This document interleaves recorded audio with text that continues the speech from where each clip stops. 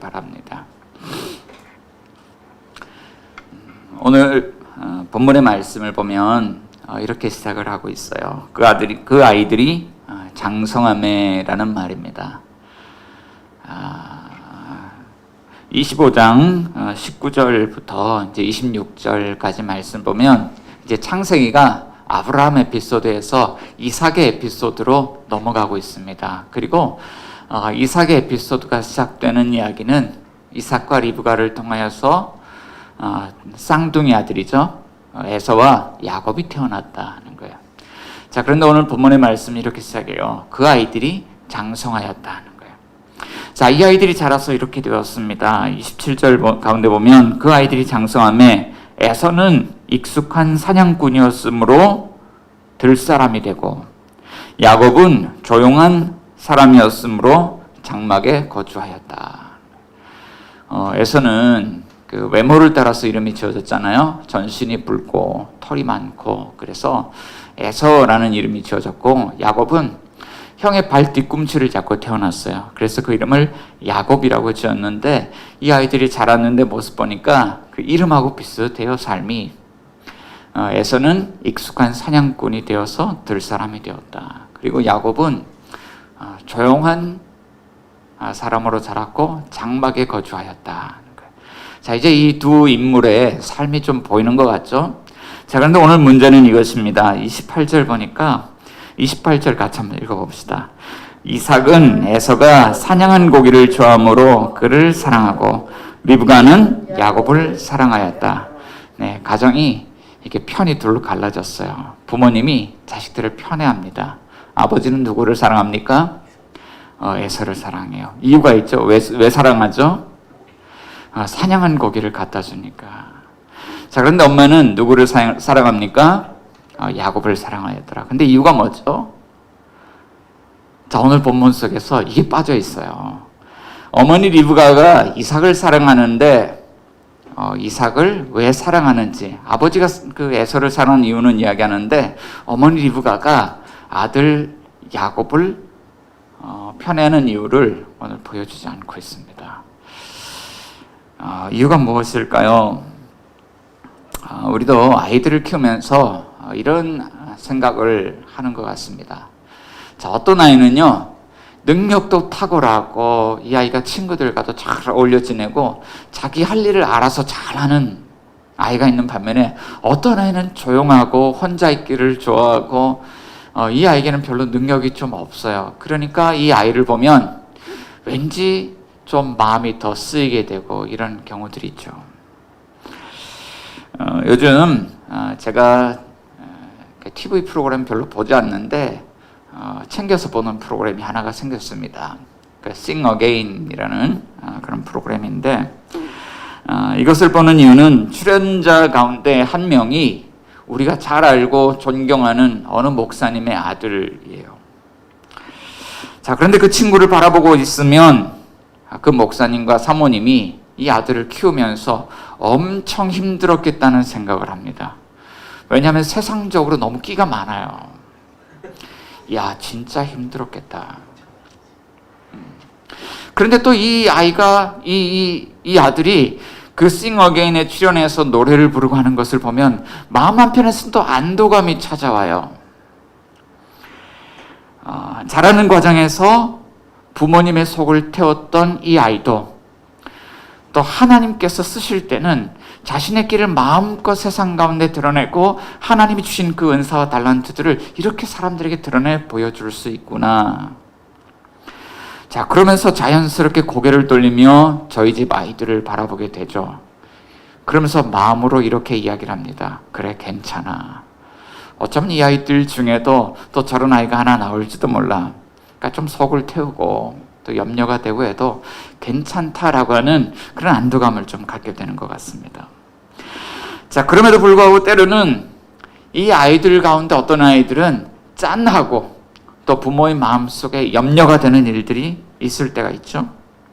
이 아이들이 이렇게 힘들고 어둡고 험한 세상을 어떻게 살아갈 수 있을까? 작년 안에 코로나19로 인하여서 참 많은 어려움이 있었습니다. 목회 데이터 연구소에서 작년 한 해 동안 빅데이터를 분석을 했는데 단연코 1등은 코로나19라는 그런 단어였습니다. 코로나19 때문에 청년들 일자리는 줄어들었고 또 가진 사람들과 갖지 못한 사람들 사이에 이 빈부의 격차는 더 크게 벌어졌습니다. 그래서 어떤 사람들은 벼락부자가 되었다고 이야기하는가 하면 어떤 사람들은 벼락거지가 되었다는 말이 돌 정도였습니다. 상위 20%와 20%의 빈부 격차를 조사를 했더니 167배의 그런 차이가 났고 이것은 가난한 사람들이 잘 살아갈 수 있는 환경으로부터 점점 멀어지고 있다는 것을 의미하죠. 자, 이런 세상 가운데 우리 아이들이 잘 살아갈 수 있을까? 우리는 그런 염려를 합니다. 여러분 어떻습니까? 그런 염려가 되시나요? 우리 자신들이 아니라도 우리 자신에 대해서 앞으로 어떻게 살아가야 되지? 이런 염려가 되지 않나요? 자, 그럼에도 불구하고 우리 삶에 비춰오는 희망의 빛이 있을까요? 자, 오늘 어머니 리브가는 야곱을 생각하면서요, 그럼에도 불구하고 마음속에 가지고 있는 작은 희망의 빛을 안고 있었습니다. 자, 이 두 아이를 임신했을 때 이 어머니 리브가는 하나님께 기도했습니다. 그때 하나님께서 주셨던 응답의 말씀이 있었어요. 23절 한번 찾아서 한번 읽어봅시다. 23절 시작. 여호와께서 그에게 이르시되 두 국민이 내 태중에 있구나. 두 민족이 내 복중에서부터 나누이리라. 이 족속이 저 족속보다 강있고 큰 자가 어린 자를 섬기리라 하셨더라. 자, 이 두 아이가 나중에 두 나라의 대표가 됩니다. 자, 우리는 성경을 쭉 넘어가서요, 스킵을 했어요. 뒤에 나오는 신약 성경의 이야기를 좀 이야기해 본다면 이 두 나라, 두 민족은요, 세상 나라와 하나님 나라예요. 자, 그리고 하나님 나라가 저 세상 나라보다 더 강하게 될 것이다 라고 말씀하고 있고, 자, 이 하나님 나라는 하나님이 어떻게 세우시냐면 큰 자를 통해서 강한 자를 통해 세우는 것이 아니라 작은 자를 통해서 약한 자, 어린 자를 통해서 하나님이 세우실 것을 이야기하고 있는 것이죠. 자, 그러고 보면 하나님의 관심이 누구에게 있냐면 어린 자에게 있다, 약한 자에게 있다, 야곱에게 있다라고 이제 말씀을 들려주고 있는 것이죠. 어머니 보기에 이 둘째 아들 야곱은 항상 염려와 걱정거리였습니다. 그럼에도 불구하고 한 가지 믿는 구석은 하나님이 이 아들에 대하여 관심을 가지고 있고 이 아들을 향한 계획을 가지고 계신다는 거예요. 자, 오늘 본문이 우리에게도 묻습니다. 여러분들도 그러한 염려가 있지 않습니까? 자, 그럼에도 하나님이 우리 연약한 인생을 향하여 관심과 계획을 가지고 있습니다. 그렇다면 하나님이 어떻게 우리의 연약한 인생을 책임져 주실까요? 자, 오늘 본문은 우리에게 이런 질문을 던지고 있는 것입니다. 자, 하나님이 우리 연약한 인생을 어떻게 책임져 주실까요? 하나님 우리 자녀의 인생, 연약한 우리의 인생을 하나님이 어떻게 책임져 주실까요? 자, 오늘 본문은요, 우리에게 이렇게 말씀하고 있어요. 하나님은 오늘 우리에게요, 장자권을 사라고 말씀하십니다. 하나님이 우리에게 복 주시는 방식은 하나님이 우리를 자녀 삼아 주시고 또 장차 하나님의 나라를 기업으로 물려받을 수 있는 그 상속권을 우리에게 주신다. 이것이 성경이 우리에게 말해주고 있는 메시지입니다. 자, 이 하나님의 방식 가운데 중요한 것은요, 장자권을 사는 것입니다. 자, 우리 서로에게 권면해 봅시다. 여러분, 장자권을 사세요. 네, 여러분, 장자권을 사세요. 장자권을 사십시오. 자, 성경은 그것을 말하고 있죠. 자, 오늘 본문은 이삭의 두 아들 에서와 야곱이 이 장자권, 장자의 명분을 놓고 장자권을 놓고 경험했던 어떤 한 사건을 우리에게 들려주고 있습니다. 어느 날 이 두 아들이 함께 사냥을 떠나게 되었어요.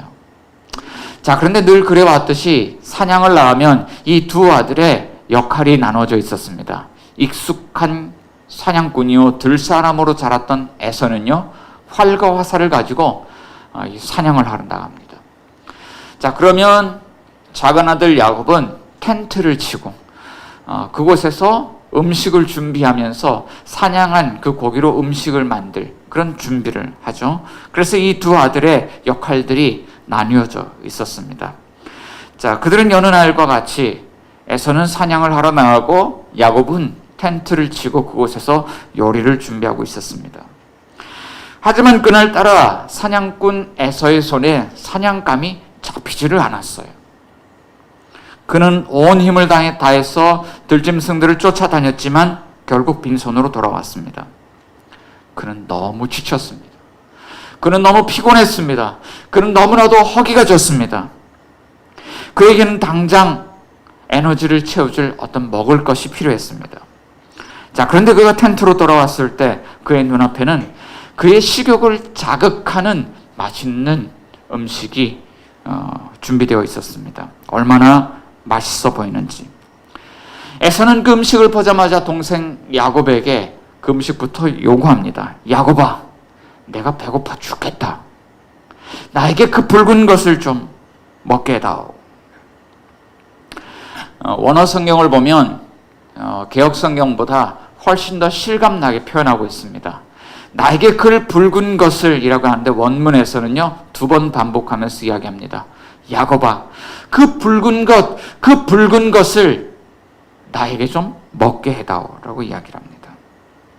자, 그런데 오늘 본문 말씀 가운데 보면 여기에 갑자기 뜬금없는 한 문장의 나레이션이 등장하고 있어요. 30절 말씀 보면요, 야곱에게 이르되 내가 피곤하니 그 붉은 것을 내가 먹게 하라 한지라.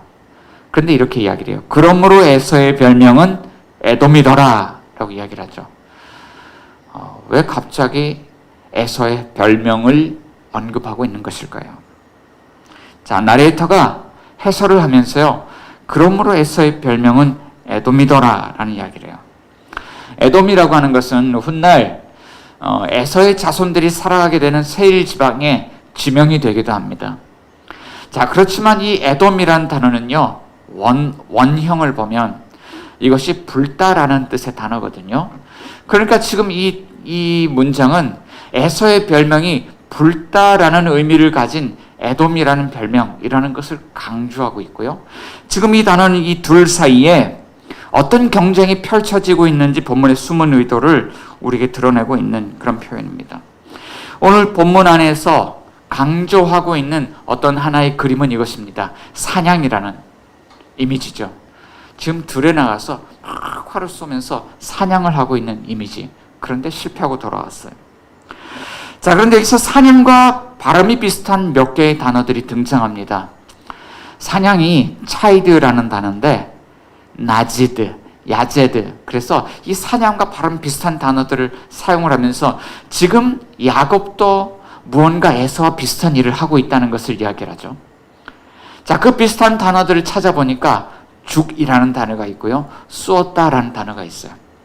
사냥이라는 것과 죽이라는 단어와 쏘었다는 단어가요, 서로 비슷한 발음이 나는 그런 단어들이에요. 그러니까 에서도 지금 사냥을 하러 나갔다가 돌아왔는데 지금 야곱도 죽을 쓰고 있는데 이 죽을 쓰고 있는 것 자체가 일종의 사냥 행위라는 것을 오늘 본문은 우리에게 들려주고 있는 것이죠.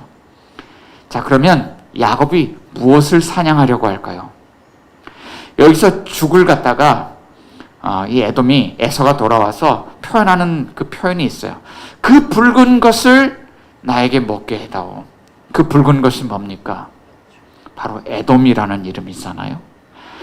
지금 야곱도 형 에서와 마찬가지로 일종의 사냥 행위를 하고 있는데 그가 잡고자 하는 사냥감이 그 붉은 것 곧 에돔이라는 것을 오늘 본문이 숨겨진 그런 의미로서 우리에게 보여주고 있는 거예요. 자, 들에서 돌아온 에서가 야곱에게 요구합니다. 내가 피곤하니 그 붉은 것을 내게 먹게 하라. 그러나 야곱도 이 기회를 놓치지 않습니다. 그러면 형의 장자의 명분을 오늘 내게 팔라. 자, 하지만 에서는 이것을 대수롭지 않게 여겼습니다. 야, 내가 죽게 되었으니 이 장자의 명분이 내게 무엇이 유익하리오. 자, 그런데 야곱은 한 번 더 확인하면서 이야기를 하죠. 오늘 내게 맹세하라라는 거예요. 야곱이 이 순간에 원하는 것은 오직 한 가지였습니다. 오늘 내게 팔라, 오늘 내게 맹세하라고 이야기하면서 이 순간 형이 가지고 있는 그것, 내가 필요로 하고 있는 그것, 곧 장자의 명분을 지금 이 순간 나에게 내놓으라고 요구하고 있는 것입니다.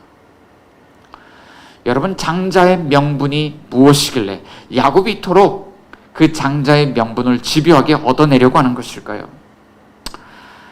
이 말씀을 이렇게 묵상을 해봤어요. 굳이 예를 본다면 이 정도 이해를 우리가 해볼 수 있지 않을까 싶습니다. 5분 늦게 태어나서 약하다는 이유로 아버지의 사랑을 받지 못한 둘째 아들의 서러움이라고 할까요? 형제가 많은 집에서 둘째 아이가 겪는 서러움이 있습니다. 형은 형이라고 아버지가 새 옷을 사다 주고 새 신발을 사다 주고 학용품도 새 것을 쓰고 장난감도 새 것을 쓰고 자전거도 새 자전거를 타는데 둘째는 동생이라는 이유로 형의 옷을 물려받고 신발을 물려받고 심지어는 학용품 장난감까지도 물려받아서 항상 이런 형의 것을 물려받는 서러움을 느끼면서 자라갑니다. 그러면서 아버지한테 결심해서 한번 이야기한다는 것이 이거죠. 아빠, 저도 새 거 좀 사주시면 안 돼요? 자, 이런 마음이지 않을까요? 실제 고대 근동 문화 속에서도 장자들이 누리는 특권이 있었습니다. 자, 그것은 아버지의 유산 상속과 관계가 되었습니다. 아버지가 인생의 마지막 순간이 되면 아들들에게 재산을 나누어 주죠. 그런데 재산을 나누어 주는 어떤 한 방식, 문화가 있습니다. 자, 아들들의 숫자가 정해져 있는데 그 숫자에서 하나를 더하는 거예요. 아들들이 둘이면 하나를 더해서 아버지가 가진 재산을 셋으로 나눕니다. 그리고 아이들에게 똑같이 한 몫씩 나눠 주는데 마지막 한 몫을 누구에게 주냐면 장자에게 주는 거예요. 그러니까 이 장자는 항상 동생들보다 한 몫을 더 받아 누리고, 여기에 특권이 있죠. 아버지의 지위를 물려받고 이 가정의 대표가 되어지고, 이런 특권들을 형이 누렸다는 것입니다. 자, 분명 야곱도 이 사실을 잘 알고 있었을 것입니다. 자, 그러나 본문은 리브가가 야곱을 사랑하는 이유를 본문이 들려주지 않죠. 감추고 있듯이 지금 야곱도 형에게 장자권을 집요하게 요구하고 있는데 그 요구하고 있는 이유를 감추고 있어요. 하지만 우리는 이 본문을 통하여서요, 유추를 통해서 생각을 해볼 수 있습니다. 형 에서가 장자의 명분을 아주 가볍게 여기고 있습니다.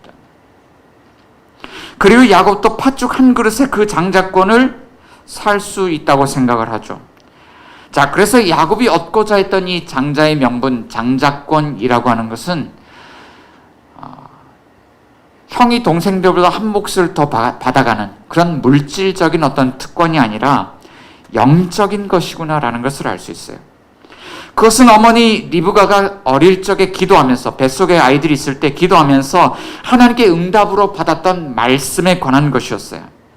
어머니는 아마 이 아들 야곱을 바라보면서 짠하고 염려되는 그런 마음으로 이 아이를 걱정하면서 이 아이에게 항상 이런 희망을 심어주었을 것입니다. 사랑하는 아들 야곱아, 하나님이 나에게 말씀하셨다.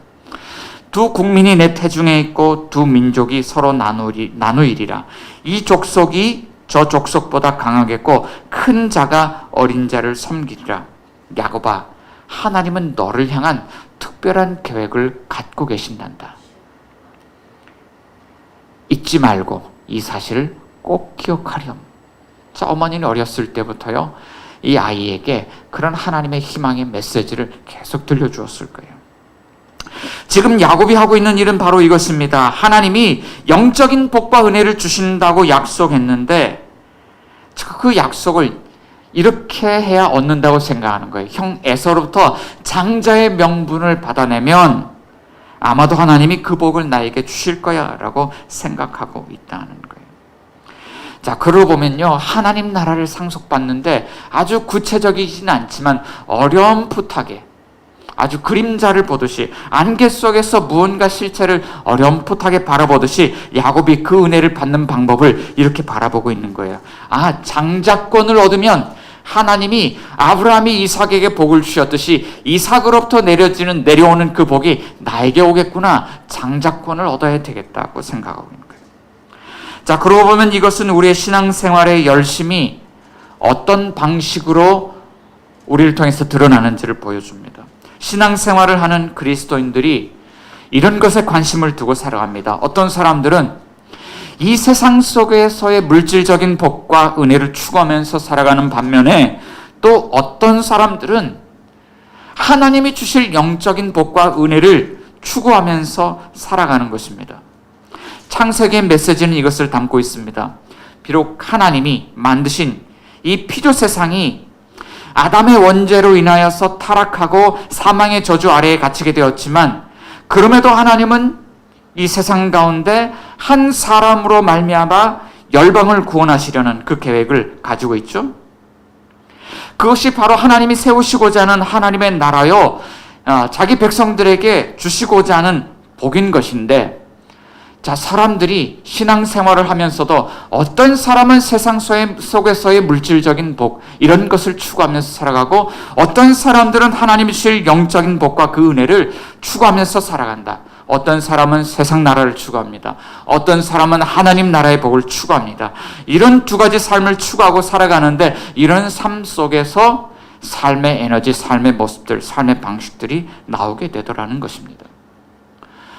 자, 오늘 이런 야곱과 에서의 모습을 통해서요, 오늘 우리의 모습을 하나님은 비춰주고 있어요. 오늘 여러분들이 신앙생활을 하면서 추구하는 삶은 어떤 삶입니까? 자, 그럼에도 오늘 본문은 우리에게 또 두 번째 이런 질문을 던지고 있습니다. 그렇다면 팥죽 한 그릇으로 그 복을 살 수 있나요? 라고 묻고 있어요. 여러분 어떨까요? 팥죽 한 그릇으로 하나님 주실 영적인 복과 은혜를 살 수 있습니까? 안 되나요? 왜 안 되죠? 자, 오늘 둘째 하나님 우리에게 주시는 말씀은요, 하나님 나라의 복은요, 값싼 은혜로 얻을 수 없다고 우리에게 말씀하고 있어요. 값싼 은혜로 하나님 나라의 복을 얻을 수 없다 하는 거예요. 따라해 볼까요? 하나님 나라의 복은 값싼 은혜로 얻을 수 없습니다. 자, 오늘 값싼 은혜가 뭔지 한번 좀 생각해 볼 필요가 있죠. 오늘 본문은 아브라함에게서 시작된 영적인 복과 은혜가 왜 에서가 아니라 야곱에게로 옮겨졌는지 그 중요한 이유를 알려주고 있어요. 자, 26장, 27장, 28장 이렇게 쭉 우리가 읽어 내려가다 보면 하나님의 복이 야곱에게로 이어지고 야곱이 12아들을 낳아서 이스라엘 민족을 구성하게 되는 것을 우리가 볼 수 있죠. 하나님의 은혜는 에서가 아니라 야곱에게로 흘러갑니다. 그런데 그 흘러가는 중요한 이유를 34절에서 이렇게 이야기를 하고 있어요. 34절 같이 한번 읽어봅시다. 시작. 야곱이 떡과 팥죽을 에서에게 주매 에서가 먹으며 마시고 일어나 갔으니 에서가 장자의 명분을 가볍게 여김이었더라. 아멘. 자, 무엇 때문에 이 복이 에서가 아니라 야곱에게 흘러갑니까? 에서가 장자의 명분을 가볍게 여겼기 때문이다. 여기서 가볍게 여기다는 것은요, 멸시하다, 비웃다는 의미를 가지고 있어요. 그러니까 하나님이 주실 영적인 이 복과 은혜를 멸시하고 비웃었다. 에서는 그것을 멸시하고 비웃었다는 것입니다. 자, 성경은요, 하나님이 이런 분이라고 알려져요. 사무엘상 2장 30절 보면 하나님은 나를 존중히 여기는 자를 내가 존중히 여기고 나를 멸시하는 자를 내가 경멸하리라. 자, 하나님 이런 분이시죠. 하나님을 사랑하고 그의 계명을 지키는 자에게 천대까지 은혜를 베푸시지만 하나님을 멸시하는 자를 하나님 또 멸시하십니다. 근데 오늘 본문에서 보면 에서가 그 장자의 명분, 하나님 주실 복과 은혜를 멸시하였다는 것이죠. 자, 그런데 오늘 본문을 보면 에서 못지않게 하나님의 영적인 복과 은혜를 값싼 은혜 취급하는 한 사람이 있습니다. 누구일까요? 그는 야곱입니다. 자, 그는 분명 어머니 리브가에게서 큰 자가 어린 자를 섬기리라는 희망의 말씀을 들었습니다. 그러나 그는 열등감 속에서 형을 이기고자 하는 마음으로 팥죽 한 그릇으로 하나님의 영적인 복과 은혜를 사려고 했죠. 자, 일반적으로 이 말씀을 우리가 묵상하면 사람들은 이렇게 묵상을 합니다.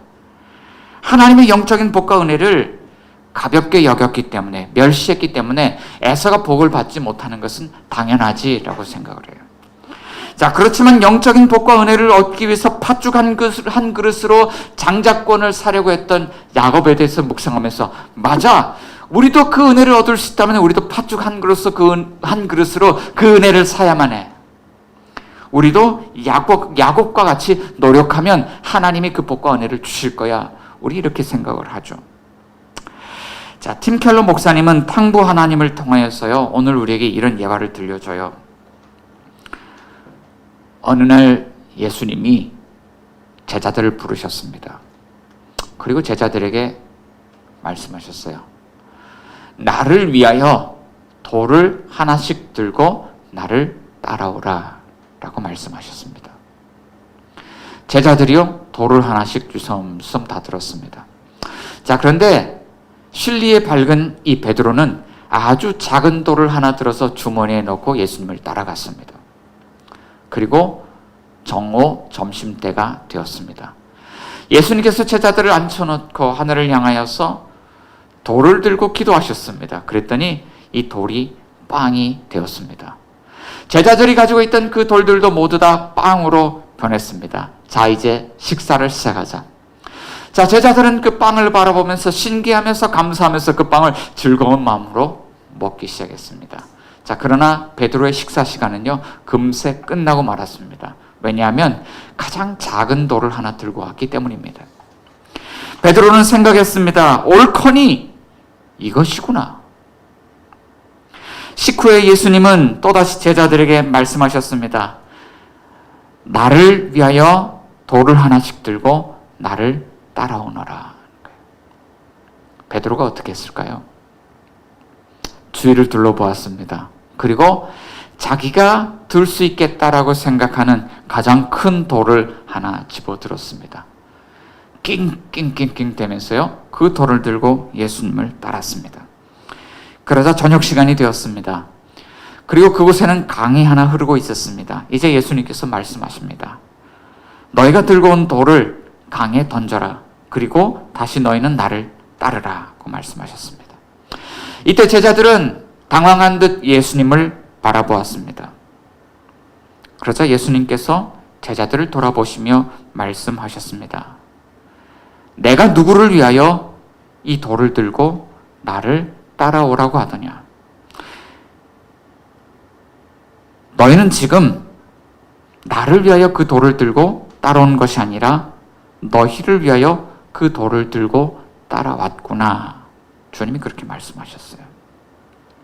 자, 이것은 어쩌면 오늘 우리의 삶의 전곡을 찌르는 이야기입니다. 우리는 신앙생활을 하면서요, 예수님을 따른다고 생각하고 하나님이 주실 영적인 그 복과 은혜, 하나님 나라의 복을 추구하면서 살아간다고 생각하지만 실제로는 우리 자신의 욕망을 만족시키고 채우기 위해서 주님을 따르는 인생을 살고 있더라는 것입니다. 어떤 사람들은 자기의 행복을 위해서라면 하나님의 약속의 말씀을 가볍게 생각하고 자기 마음대로 살아가는 삶을 선택해요. 신앙생활을 하고 있지만 신앙과 삶이 이렇게 분리되어져 있는 사람이 있습니다. 또 어떤 사람들은 영적인 복과 은혜를 추구하며 삶을 산다고 하면서요, 종교적인 삶을 선택합니다. 열심히 살아갑니다. 하나님 말씀대로 열심히 살아가는 삶을 선택합니다. 그런데 그 사람들은 그 노력에 대한 대가로서 보상이 주어지면 아주 즐거워하지만 나에게 보상이 주어지지 않으면 금세 낙심하고 주님께 불평하고 원망하는 인생을 살아가더라는 거예요. 그럼에도 불구하고 오늘 본문 말씀, 이 창세기 말씀은 훗날 하나님이 이삭의 어린 아들 야곱에게 복을 주신다는 것을 보여주죠. 야곱은요, 팥죽 한 그릇으로 그 영적인 복과 은혜, 하나님 나라를 살 수 있다고 생각했어요. 그리고 종교적인 삶을 살았습니다. 그럼에도 불구하고 하나님이 야곱에게 복을 주시더라는 것을 성경 우리에게 들려주고 있죠. 하나님이 야곱에게 복 주신 이유가 무엇일까요? 자, 세 번째는요, 오늘 야곱이요, 사냥감을 얻기 위해서 죽을 쏘았습니다. 그런데 하나님이 그 야곱에게 형 에서보다 더 나은 사냥감을 주었다고 성경이 우리에게 말씀하고 있어요. 자, 오늘 야곱은 형으로부터 장자의 명분을 빼앗기 위하여서 죽을 끓임으로써 그 붉은 것 에돔을 잡으려고 하고 있습니다. 자, 그런데 하나님은 이 야곱과 그의 후손인 이스라엘을 구원하시기 위해서 하나님이 그에게 이 사냥감을 내어주시죠. 자, 이것은 유월절 사건을 통해서 분명히 드러났습니다. 이스라엘 백성들이 애굽의 노예로 지내고 있을 때 하나님 모세를 부르시고 모세를 통하여서 애굽의 왕 바로에게 전달할 메시지를 들려주었습니다. 출애굽기 4장 22절. 너는 바로에게 이르기를 여호와의 말씀에 이스라엘은 내 아들 내 장자라. 이것을 전하라고 말씀하셨죠. 하나님은 야곱을 이스라엘을 내 장자 내 아들이라고 말씀하고 있어요. 야곱이 장자권을 사는 순간 하나님이 이 아들을 내 장자라고 말씀하고 있습니다. 자, 그리고 하나님께서 이 애굽 땅을 마지막 10번째 재앙, 장자 죽음 재앙으로 치실 때 이스라엘 백성들에게는 살 수 있는 방법을 알려주셨죠. 그것이 바로 유월절 규례입니다. 출애굽기 12장 3절 말씀에 너희는 이스라엘 온 회중에게 말하여 이르라 이달 열흘에 너희 각자가 어린 양을 잡을지니 각 가족대로 그 식구를 위하여 어린 양을 취하라. 어린 양을 잡아서 그 피를 받아서 자, 문설주와 문좌우 인방에 바르고 그날 밤에 그것을 삶아서 쓴 나물과 함께 그것을 먹으라는 거예요. 자, 그리고 그 밤에 그것을 다 먹고 남기지 말라는 것입니다. 그러면 하나님께서 이것을 치러 오실 때에 그 문에 있는 그 어린 양의 피를 보고 내가 이것을 넘어가리라 하고 말씀하셨죠. 이것이 패스오버, 유월절의 의미입니다. 자, 유월절 어린 양이 하나님의 장자인 이스라엘을 구원하기 위하여 그날 밤 제물이 되었다는 것이죠. 그런데 오늘 이 세상 나라의 종으로 살아가고 있는 온 열방을 구원하시기 위하여서 하나님께서 행하신 일이 있어요. 하나님은 그 아들을 보내셨습니다. 세례 요한은 그 아들에 관하여서 이렇게 증언했어요. 요한복음 1장 29절 보니까 보라 세상 죄를 지고 가는 하나님의 어린 양이로다. 자, 그리고 그가 하나님의 어린 양, 유월절 어린 양이 되신 이유는 이것이죠. 요한복음 3장 16절 보니까 하나님이 세상을 이처럼 사랑하사 독생자를 주셨으니 이는 그를 믿는 자마다 멸망하지 않고 영생을 얻게 하려 하심이라. 멸망하지 않고 영생을 얻게 하신다. 요한복음에서는 영생이라고 표현하고 있는데 이 마태, 마가, 누가복음에서는 이 영생을 하나님 나라라는 표현으로 표현하고 있습니다. 그러니까 여기서 영생이라는 것은 하나님 나라라는 의미죠. 어떻게 하나님 나라를 받습니까? 요한복음 1장 12절 보니까 영접하는 자 곧 그 이름을 믿는 자들에게는 하나님의 자녀가 되는 권세를 주셨으니 하나님의 아들로서 그 나라를 상속받을 수 있는 그 권세 권리를 하나님이 주신다고 말씀하고 있죠. 자, 이 말씀, 이 메시지를 사도 바울은 훗날 복음을 전하면서 이렇게 이야기를 했습니다. 로마서 3장 24절에서 26절 말씀인데요. 그리스도 예수 안에 있는 속량으로 말미암아 하나님의 은혜로 값없이 의롭다 하심을 얻은 자 되었느니라. 이 예수를 하나님이 그의 피로써 믿음으로 말미암는 화목제물로 세우셨으니 이는 하나님께서 길이 참으시는 중에 전에 지은 죄를 간과하심으로 자기의 의로우심을 나타내려 하심이니 곧 이때에 자기의 의로우심을 나타내사 자기도 의로우시며 또한 예수 믿는 자를 의롭다 하려 하심이라. 자, 여기에 화목제물이 되신 분이 계신다는 거예요. 십자가에서 죽으셨는데 예수님께서 십자가에 죽으신 그 죽으심의 성격이요 화목제물, 유월절 어린 양이 되셨다는 것입니다. 그런데 그가 왜 죽으셔야만 했습니까? 여기에 속량으로 말미암아라는 표현이 나오고 있는데 속량이라고 하는 것은요 경제 용어죠. 노예 시장에서 종으로서 자기 몸값을 지불할 능력이 안 됩니다. 이 노예는. 그러나 누군가가 와서 몸값을 대신 지불해주고 그에게 자유를 선포하죠. 대신 몸값을 지불해 주는 것. 이것이 속량인데 예수님께서 십자가에서 화목제물이 되었다는 것. 그것이 지금 종으로 잡혀있는 이 세상에 종된, 죄에 종된 이 백성들에게 몸값을 대신 지불해 준 사건이라는 거예요. 자, 그러고 보면 야곱은 팥죽 한 그릇으로 그것을 사려고 했는데 오늘 이 십자가의 제물이 되신 사냥감이 되신 예수 그리스도는 우리에게 그 장자권 하나님의 자녀의 상속권을 주시기 위해서요 자기 생명을 지불하심으로써 대신 값을 지불해 주셨다는 것. 그래서 예수 그리스도 안에서 믿는 자들이 의로운 하나님의 자녀가 되었다고 오늘 사도 바울이 이야기를 하고 있는 것이죠. 자, 그런 십자가의 이 은혜, 대속적인 은혜가 얼마나 값비싼 은혜냐. 그런데 이 은혜를 우리는 어떻게 얻을 수 있느냐? 이것은요, 믿음으로 값없이 받아 누리는 은혜라는 것입니다. 지난주에 작년 한 해 동안 결산을 이렇게 했습니다. 결산을 하면서 얼마나 감사한지요. 지난 2년 동안 어느 교회에서 제가 섬겼던 사역했던 그 교회에서 저희 임대료를 대신 이렇게 내주셨었는데요. 은혜로 이곳에서 예배를 드리고 복음 사역을 계속 진행할 수 있었습니다. 그런데 그 은혜를 우리가 이제 받아들이는데 이거 도저히 못 믿겠어요. 이 은혜를 도저히 못 믿겠어요. 우리가 다시 주인에게 가서 임대료를 낼게요. 우리 그렇게 하지 않잖아요. 은혜를요 그냥 믿음으로 받아들이는 거잖아요. 하나님께서는 오늘 저와 여러분들을 위해서 하나님의 독생자 예수 그리스도께서 이미 그 값을 지불하셨다고 말씀하고 있고 그 결과 우리는 하나님의 자녀로서 하나님 나라를 물려받을 권세, 자녀의 권세를 받았다고 말씀하고 있어요. 자, 그 증거는 하나님께서 우리에게 양자의 영 성령을 부어주셔서 하나님을 아빠, 아버지라고 부르면서 살아가는 것입니다. 그렇다면 우리는 그리스도 안에서 어떤 인생 살아가야 됩니까? 여러분, 오늘 우리는요 그 어머니 리브가가 가졌던 그런 희망보다 더 명확하고 더 큰 희망의 메시지를 우리는 눈으로 바라보고 있습니다.